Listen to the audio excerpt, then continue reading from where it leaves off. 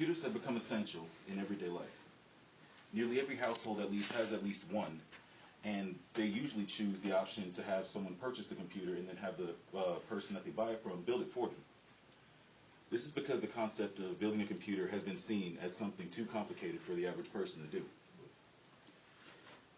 The truth is, it doesn't take an IT specialist to reap the benefits of being able to build a computer yourself.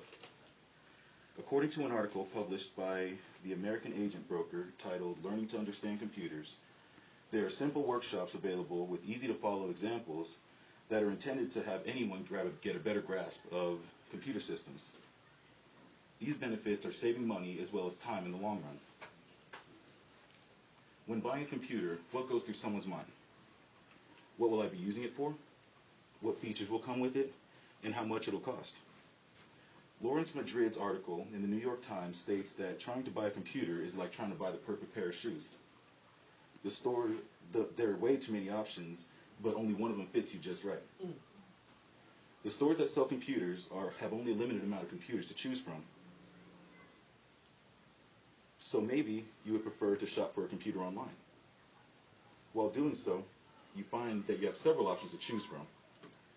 While this appears to be a great thing, until you get to your shopping cart, you find out that the story is a little bit different. Apparently, your new perfect computer is going to end up costing you a mortgage payment. On August 15th, Sheldon Furman of Physics Financial News was quoted as saying, with the prices ranging from $500 to over $3,000, selecting a new computer can be a very daunting task. So you ask yourself, are there any better alternatives? The answer to your question comes from building your computer yourself.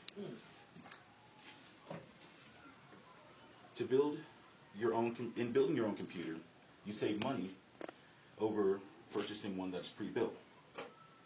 When you elect to build your own computer, you find individual parts are actually cheaper than those that are put forth by those on the website that you're purchasing your computer from. According to Newegg.com, most essential parts of a computer can be purchased for around $50. Being able to shop around for parts online also means that they'll be competitively priced. This prevents you from having to feel the pressure to buy whatever parts that somebody puts before you on a website.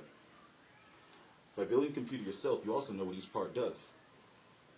And by knowing this, you now have the choice whether to fix it yourself or to have someone fix it for you. Even if you choose to pay to have it fixed, you can protect yourself from overpaying by knowing, since you know what the price of each part should be. Now I'll go over the 7 essential systems that work in a computer. First, you have the CPU, which is the central processing unit. This essentially acts like the brain, like in your own head, because it processes information. The motherboard is where all the components are connected into so that they can interact with each other. The RAM acts like your short-term memory, while the hard drive acts like your long-term memory. The optical drives, or the CD drive, which is best known as, is meant to read any optical information from a disk.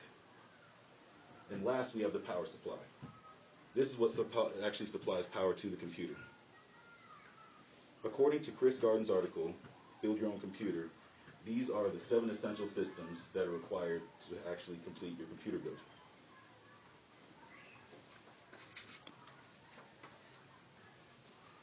One of the greatest aspects of building your computer yourself is customization. There are thousands of possible ways to configure your computer.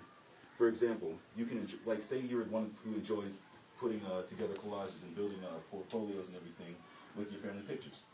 You can go ahead and put together a computer that would most likely have a lot of RAM, a lot of hard drive, as well as a pretty good monitor. Now say you're also one who likes to actually watch movies on your computer. Then you would want a bigger power supply, a video card, and a high definition monitor.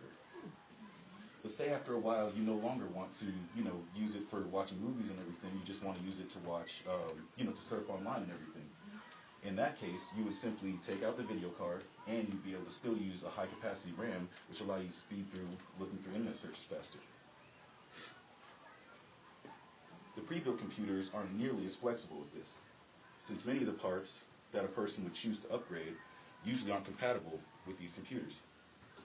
According to Waylon Hancock of American Agent Broker, the only upgrade for these computers is to actually buy a brand new computer. Gone are the days when having no choice was the only choice. The ability to have what you want and pay a truly fair price for it is now within reach. The ability to create a computer that was truly meant for you.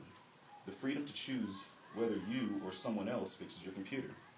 These are the things that learning to build a computer can do for you. The future is to pay less for having the best. So let me ask you, are you willing to pay more for a computer just because it's been the status quo? Thank you.